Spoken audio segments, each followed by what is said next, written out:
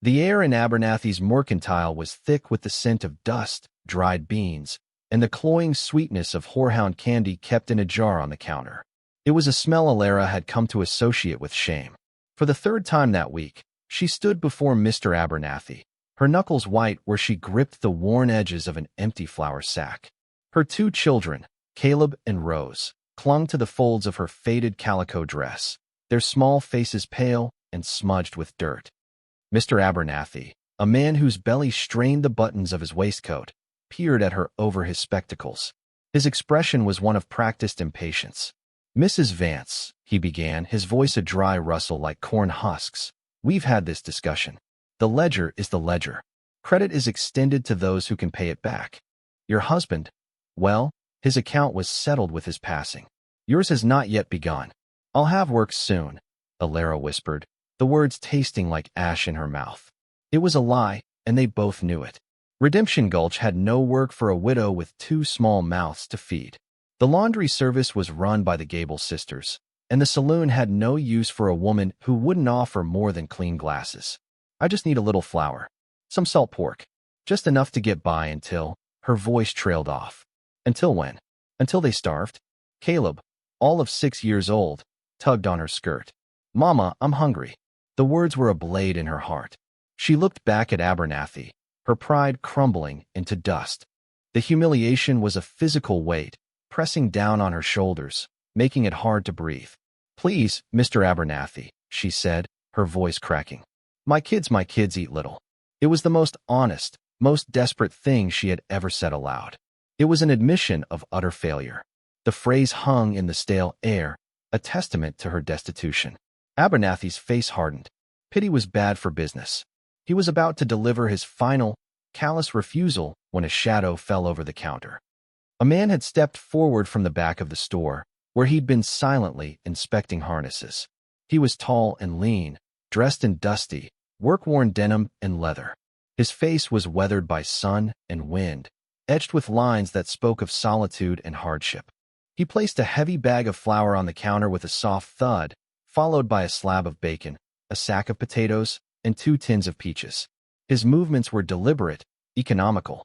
He didn't look at Abernathy. He looked at Alara. His eyes were the color of a stormy sky, and for a moment, she felt pinned by their intensity. He seemed to see right through her thin bravado to the raw terror beneath. The silence in the store stretched taut. Even the children seemed to hold their breath.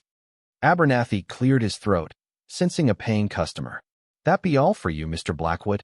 The cowboy, Silas Blackwood, didn't answer. His gaze remained on Alara, who stood frozen, unable to comprehend what was happening. Then he spoke.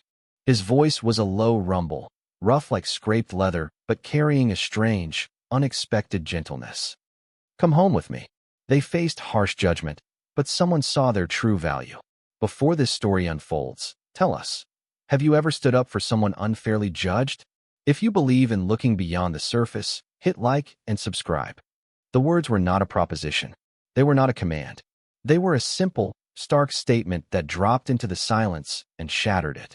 Mr. Abernathy's jaw went slack. A woman near the pickle barrel gasped, her hand flying to her mouth. Alara felt a hot flush of confusion and fear creep up her neck. This was a different kind of shame, a public spectacle she couldn't have imagined. She thought he was mocking her, making her the object of some cruel, frontier joke. But his eyes held no mockery. They held something else, something steady and solemn. He wasn't looking at her like the men in town sometimes did, with a greedy or speculative glint. He was looking at her as if she were a problem to be solved, a stray calf to be brought in from a blizzard. He turned his gaze to Abernathy, and the storekeeper visibly flinched. "Put it all on my account," Silas said, his voice flat and final. He then looked back at Alara and her children. "The wagon's outside. It's a long ride." With that, he picked up the heavy sacks as if they were nothing, turned, and walked out of the mercantile, the bell above the door jangling in his wake. He left her standing there, the object of every curious and condemning stare in the room. Her heart hammered against her ribs. She had a choice: stay here and starve with her dignity, or follow a stranger into an unknown future, her dignity already in tatters. She looked down at Rose's pinched face, at Caleb's wide, hungry eyes. There was no choice at all. Clutching her children's hands, Alara Vance walked out of the store and into the blinding sunlight, leaving the whispers and her old life behind. The wagon ride was a study in silence. Silas Blackwood's ranch was miles from town, nestled in the high, lonely country where the plains began to swell into foothills. The landscape was vast and unforgiving, a canvas of brown grass, gray sage, and the endless, aching blue of the sky. Silas handled the team of horses with a quiet competence, his hands firm on the reins. He hadn't spoken a word since they'd left town. Alara sat stiffly on the wagon bench, her children huddled between them. Rose had fallen asleep against her side, exhausted by hunger and fear. Caleb sat ramrod straight, his eyes fixed on the stranger's broad back, a tiny, silent sentinel guarding his mother. Alara's mind raced. Who was this man? She knew of him, as everyone in Redemption Gulch did. Silas Blackwood, a loner who kept to himself. He'd bought the old McGregor place a few years back, a hardscrabble ranch that had broken a family of 5. He came to town for supplies once a month, conducted his business with few words, and left. Rumors said he'd come from somewhere up north, that he'd lost a wife and child to fever, but no one knew for sure. He was a ghost, a man defined by his absence from the community. And now she was willingly traveling with this ghost to his isolated home. The thought sent a tremor of fear through her. What did he want? A housekeeper? Something more? Her plea in the store had stripped her bare, made her vulnerable to any kind of offer. Perhaps this was just a different form of payment. The food on the wagon bed wasn't a gift, it was a down payment. The thought made her stomach clench. As they left the last vestiges of the town road behind, the world grew quieter. The only sounds were the creak of the wagon wheels, the jingle of the harness, and the steady clopping of the horses' hooves. The silence pressed in on Alara, amplifying her anxieties. She had to know. She had to set the terms before they arrived, before she was trapped. She cleared her throat. Mr. Blackwood. He didn't turn, but his shoulders tensed slightly. Ma'am, I want to thank you for the provisions. I intend to pay you back. Every cent. I'm a hard worker. I can cook, clean, mend. I can tend a garden. Whatever work you have, I'll do it. To pay for the food, and for our lodging. He was silent for so long she thought he hadn't heard her. The wagon hit a rut, and she instinctively tightened her arm around her sleeping daughter. Finally, he spoke, his eyes still on the horizon. The work's hard. The house ain't much. It wasn't an answer. That doesn't matter, she insisted, a note of desperation creeping into her voice. We'll earn our keep. I promise you that. Me and the children. Caleb is a good helper. At the mention of his name, Caleb puffed out his small chest. Silas glanced at the boy in the reflection of a brass buckle on the harness. A flicker of something, not quite a smile, but a softening, touched the corner of his mouth for a bare second. Reckon we'll see, was all he said. They rode on, the chasm of silence returning, but Alara felt a tiny, fractional shift. He hadn't corrected her. He hadn't laid out any sordid terms. He had simply acknowledged her offer of work. It was a small thing, but it was enough to keep the worst of her fears at bay. The sun was beginning to dip towards the sharp peaks of the distant mountains when he finally pulled the wagon to a halt. We're here. The ranch was stark and simple. A small, sturdy-looking cabin built of weathered pine stood beside a solid barn. A corral held 2 horses who raised their heads as they approached. There was a chicken coop, a well-tended vegetable patch, and little else. It was a place built for survival, not comfort. It was utterly isolated, surrounded by nothing but the vast, empty land. To Alara, who had spent the last month in a cramped, rented room in town, it felt like the edge of the world. Silas climbed down and came around to her side of the wagon. He reached up, his hands hovering, as if unsure of the protocol. Careful now. Alara gathered Rose into her arms and allowed him to help her down. His hands were calloused and strong, his touch brief and impersonal. He then lifted a sleepy Caleb down, setting him gently on his feet. The boy stared up at the tall cowboy with a mixture of awe and suspicion. The house has 2 rooms, Silas said, gesturing with his head. The main room and a small one off the back. You and the young uns can take that one. It's clean. He began unloading the supplies, his movements efficient and powerful. Alara hesitated for a moment, then ushered her children towards the cabin door. She pushed it open and stepped inside. He was right. It wasn't much, but it was clean.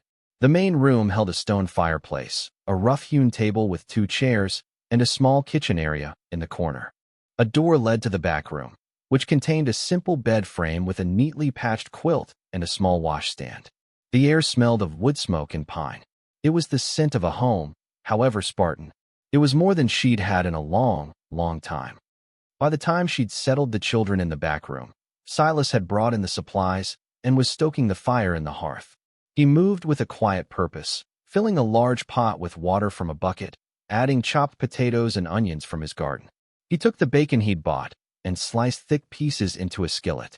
The smell of frying meat filled the small cabin, a rich, savory aroma that made Alara's stomach ache with a hunger so profound it was painful. Caleb and Rose emerged from the back room, drawn by the scent. They stood in the doorway, their eyes wide and fixed on the sizzling pan. Silas glanced over at them. He didn't speak to them directly, but he took a piece of bacon from the skillet, let it cool for a moment on a plate, and then tore it in two. He knelt down, his large frame seeming to fold in on itself, and offered a piece to each child. Caleb hesitated, looking to his mother for permission. Alara gave a slight nod, a lump forming in her throat. The boy took the bacon and ate it with a solemn intensity. Rose, however, simply took hers and devoured it in 2 bites, a look of pure bliss on her small face. Silas watched them for a moment, his expression unreadable. Then he stood up and went back to his cooking. He hadn't asked for thanks. He hadn't made a show of his charity. He had simply seen 2 hungry children and fed them. In that single, silent gesture, Alara felt a sliver of her fear begin to dissolve, replaced by a fragile, bewildering sense of gratitude. This was not the man she had feared on the wagon ride. This was someone else entirely. The first week passed in a rhythm of work and quiet observation. Alara was true to her word. She rose before the sun, rekindling the fire and putting coffee on to boil, while Silas did his morning chores, milking the single cow, feeding the horses and chickens. She would make breakfast. They ate their meals in a near-complete silence that was, at first, deeply uncomfortable. But gradually, it settled into something less strained. It was the quiet of 2 people accustomed to solitude, now sharing a space. Alara threw herself into the work of making the cabin a home. She scrubbed the floors until the pine boards shone. She patched Silas's work shirts with neat, almost invisible stitches. She discovered a small, neglected patch of herbs near the back door and resurrected it with careful hands. She was determined to prove her value, to transform their arrangement from charity into a fair exchange of labor. Silas, for his part, accepted her presence without comment. He watched her, she knew. When he thought she wasn't looking, she would catch his gaze on her as she hung laundry or weeded the garden, his expression thoughtful. He never offered praise, but he left a bucket of fresh water for her by the door each morning and kept the woodbox filled without her having to ask. They communicated through actions, not words.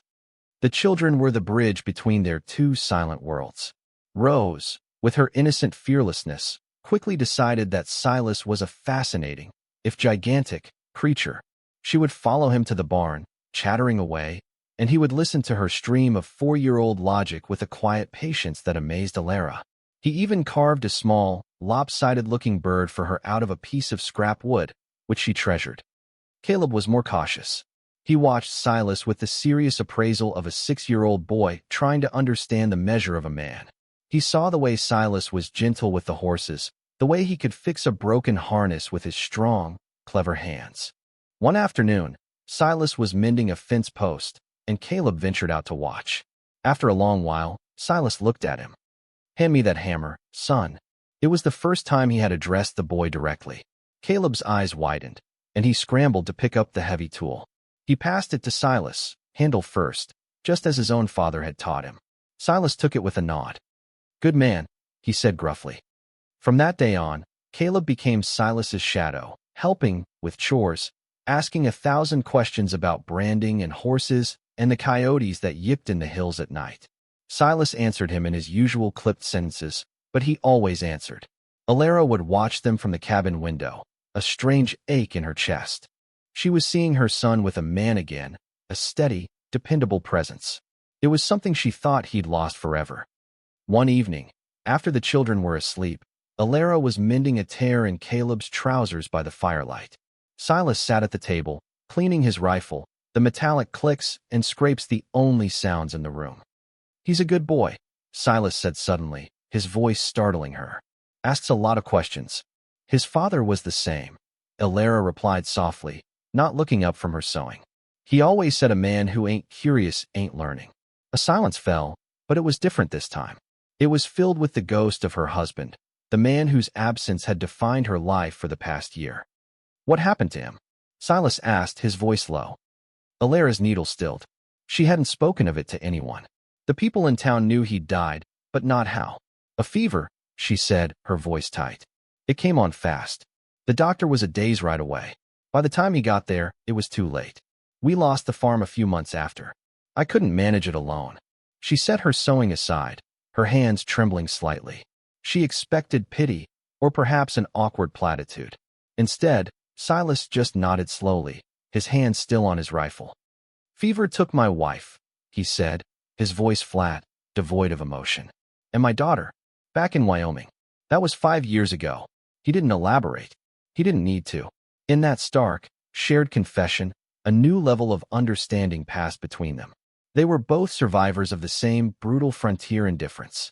Both had been left alone by a world that took without asking. Alara looked at him then, truly looked at him, and saw not just a quiet cowboy, but a man who understood the geography of loss as intimately as she did. The silence that returned to the cabin was no longer empty. It was filled with a shared, unspoken grief. The need for supplies eventually became unavoidable. Alara had dreaded this day.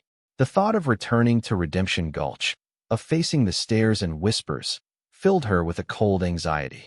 Silas seemed to sense it. "You and the children can stay here if you've a mind to," he said the morning they were set to leave. Alara shook her head, squaring her shoulders. "No, we'll go. It's better to face it than hide from it." She would not be a prisoner on this ranch, however safe it felt. The town was just as she'd feared. As Silas guided the wagon down the main street, curtains twitched in windows. People stopped their conversations to stare. The story of the lone rancher and the destitute widow had clearly become the town's favorite piece of gossip. Alara kept her eyes fixed straight ahead, her back rigid, her children pressed close to her side. Their first stop was Abernathy's Mercantile. As they stepped inside, a hush fell over the store. Mr. Abernathy was there, as was Mrs. Gable, the town's self-appointed moral authority. Her eyes, small and sharp like a bird's, raked over Alara, cataloging her cleaner dress and her children's healthier appearance with a sour expression. Silas ignored them all. He handed a list to Abernathy and began gathering the items himself. Alara stood by the door, trying to make herself small. Well, Mrs. Gable said, her voice loud enough for everyone to hear. "It seems some people land on their feet, don't they? Amazing what a woman will do when she's desperate." The insult was a physical blow. Alara flinched, color draining from her face. She felt the familiar sting of shame, hot and sharp. Before she could react, Silas straightened up from a barrel of nails. He didn't look at Mrs. Gable. He didn't say a word. He simply turned his head and fixed Abernathy with a cold, level stare. The silence that followed was more menacing than any shout.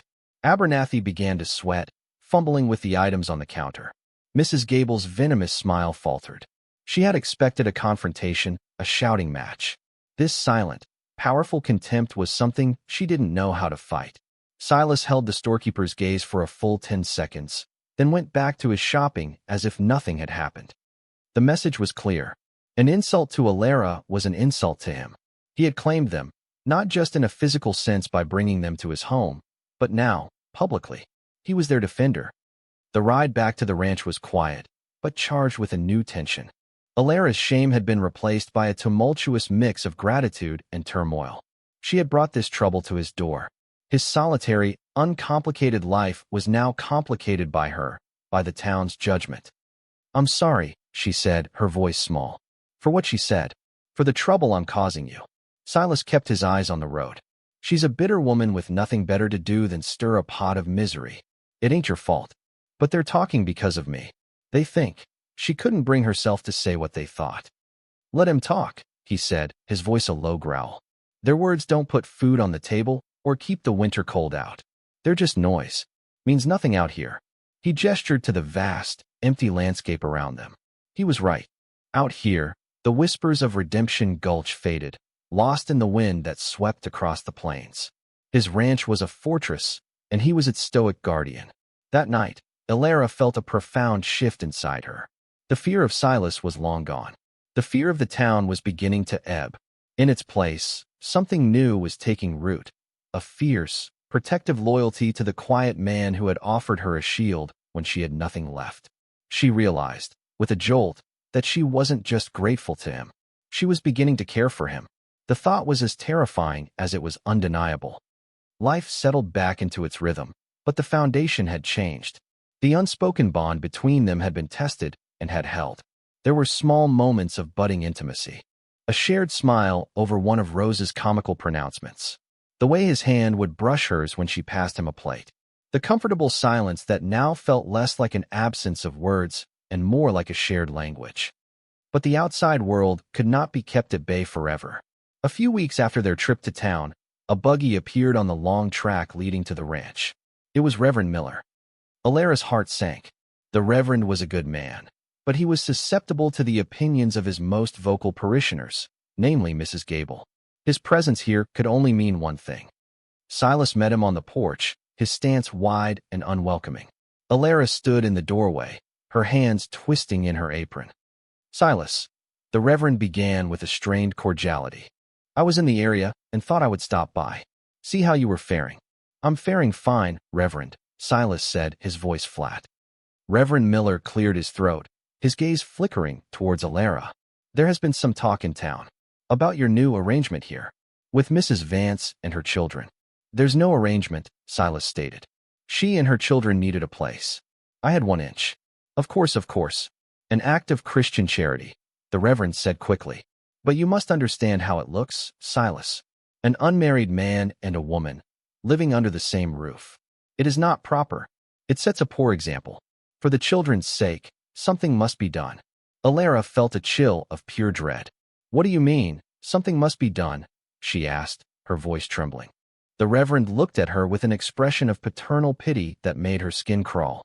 "My dear woman, the church has resources. There are places, a poorhouse in the next county, perhaps.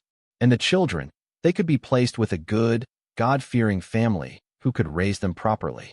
The world tilted. The air rushed from Alara's lungs. Take her children? The threat was so monstrous, so far beyond anything she had imagined, that she couldn't speak. She could only stare at him in horror, one hand flying to her mouth. Silas took a half step forward, his body radiating a quiet, lethal fury. His voice, when he spoke, was dangerously low. "You will not speak of taking her children again. Not in my home. Not ever." The Reverend took a step back, startled by the intensity in Silas's tone. "I only mean what is best." "You mean what Mrs. Gable thinks is best," Silas cut him off. "You came here to deliver her message. Now you've done it. The road back to town is the same one you took to get here. I suggest you take it." He stood there, an immovable object, until the flustered Reverend, murmuring apologies and warnings, climbed back into his buggy and retreated. The dust from his departure settled, leaving a suffocating silence in its wake. Alara was trembling, her mind replaying the Reverend's words. A poorhouse, taking her children. The fragile world she had built here was about to be shattered. Tears streamed down her face, silent and hot. Silas turned to her. His face was a mask of stone, but his eyes were filled with a fire she had never seen before. He looked at her tears, at her terror, and something in his expression shifted, hardened into a resolve. He walked past her into the cabin. He stood by the cold hearth for a long moment, his back to her. When he finally spoke, his voice was rough, strained with an emotion he couldn't hide. "Heard what he said. The law, the church, they can make trouble. They can do what he threatened." He paused, taking a deep breath. "But they can't touch a man's wife. Or his children." He turned to face her. His gaze was direct, unwavering. "Marry me, Alara." It wasn't a question born of passion or love. It was a declaration of war. A strategic move on a battlefield she hadn't known they were on. He was offering her his name, the one thing the town, the law, and the church would have to respect. It was the ultimate shield. It would be a marriage in name only, he continued, his voice softer now. A protection. For you. For Caleb and Rose. Nothing would have to change. But they would have to leave you be. They would have to leave us be. Alara stared at him, her tears forgotten. He was offering her everything. Safety. Legitimacy. A future for her children. He was willing to tie himself to her, to the town's scandalized widow, to protect her from the world.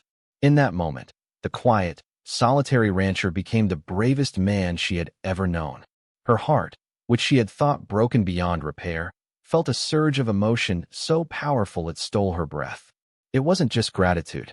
It was a deep, resonant echo of the honor she saw in him. She took a shaky breath and gave him the only answer she could. Yes. They rode into town the next morning. It was a different kind of journey.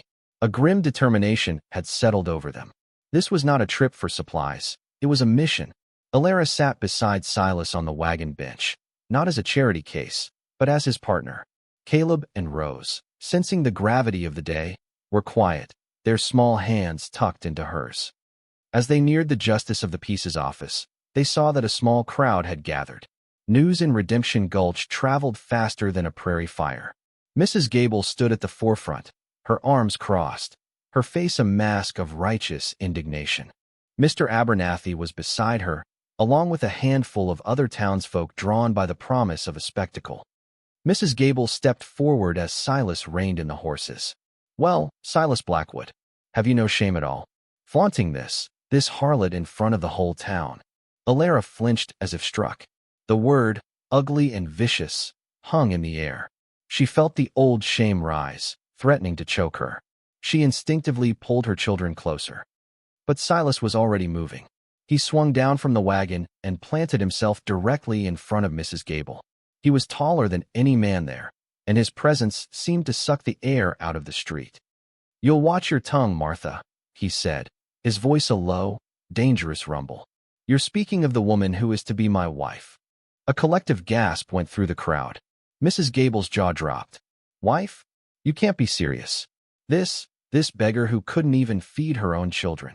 This woman," Silas's voice cut through the murmurs like a whip, "is a widow who lost her husband and her home, and came to a town that offered her nothing but scorn. She is a mother who would starve herself to see her children eat. That is more decency and strength than I've seen from anyone on this street today." He turned his gaze on the crowd, his eyes sweeping over them, cold and assessing. A man is judged by how he treats those with nothing. By that measure, this town has a heavy account to settle. I am marrying Mrs. Vance, and her children will be my children. They will carry my name. If any of you have a problem with that, you have a problem with me. He let the threat hang in the air. No one moved. No one spoke. The force of his conviction, his absolute and unwavering defense, had stunned them into silence. Then, something inside Alara broke free. The fear, the shame, the years of feeling small and helpless, it all fell away. She looked at her children, at their innocent faces, and then at the back of the man who stood like a mountain before them. She would not hide behind him. She would stand with him. She gathered her skirts, climbed down from the wagon, and walked to stand at his side. She met Mrs. Gable's hateful stare without flinching.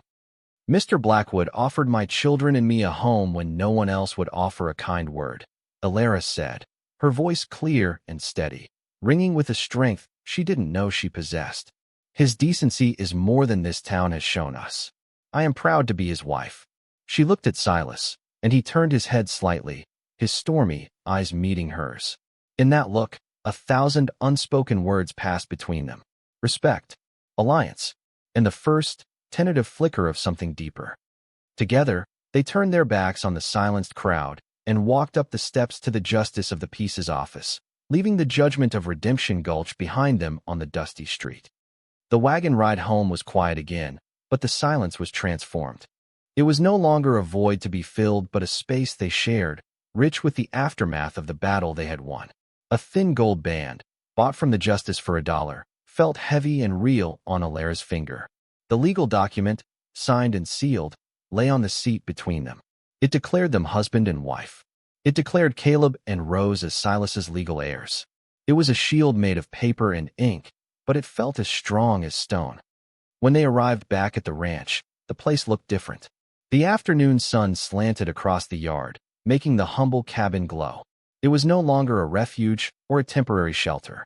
It was home. Alara moved with a new sense of purpose. She wasn't a guest or a hired hand anymore. She was the mistress of this house. She directed Caleb to fetch the eggs and rose to help her set the table, her voice gentle but firm. This was her domain now. That evening, they sat down to dinner. The stew Alara had made was simple, but it felt like a feast. The children, free from the tension of the town, chattered and laughed. Silas sat at the head of the table, his usual quiet self, but Alara noticed he watched the children with a new expression. There was a possessiveness in his gaze, a quiet pride. They were his now. After the children were tucked into bed, Alara found Silas on the porch, staring out at the landscape as the last light bled from the sky. The air was cool and smelled of dust and distant rain. She had poured 2 cups of coffee and brought one out to him.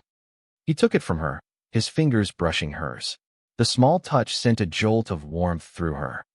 "Thank you, Silas," she said softly, standing beside him at the porch rail. "For everything you did today. For everything you've done." He took a slow sip of his coffee. "Did what needed doing." "You didn't have to," she insisted. "You could have sent us away. It would have been easier."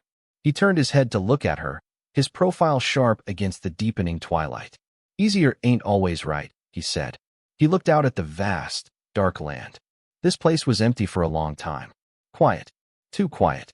It's better with noise. He meant the children's laughter. He meant the sound of her moving about the cabin. He meant life. A comfortable silence fell between them. They stood side by side, watching the first stars appear in the indigo sky. The world felt peaceful, settled. The fight was over. They had won. Slowly, tentatively, Silas reached out and took her hand. His palm was rough and calloused, but his grip was surprisingly gentle.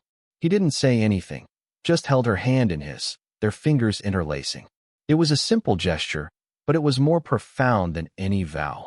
It was an acknowledgement of their new reality, a quiet sealing of the pact they had made. Alara leaned her head against his strong shoulder, a feeling of peace washing over her, so complete and overwhelming it was almost dizzying.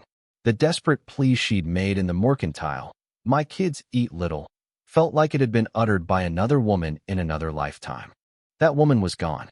In her place was Alara Blackwood, a wife and a mother, standing beside her husband, her family safe, her heart, against all odds, finally home. Thanks for watching. If you believe in compassion, overcoming prejudice, and finding love in unexpected places, give this story a like and subscribe for more. This story showed love and heroism where least expected. What was your favorite moment of connection between them? Tell us in the comments.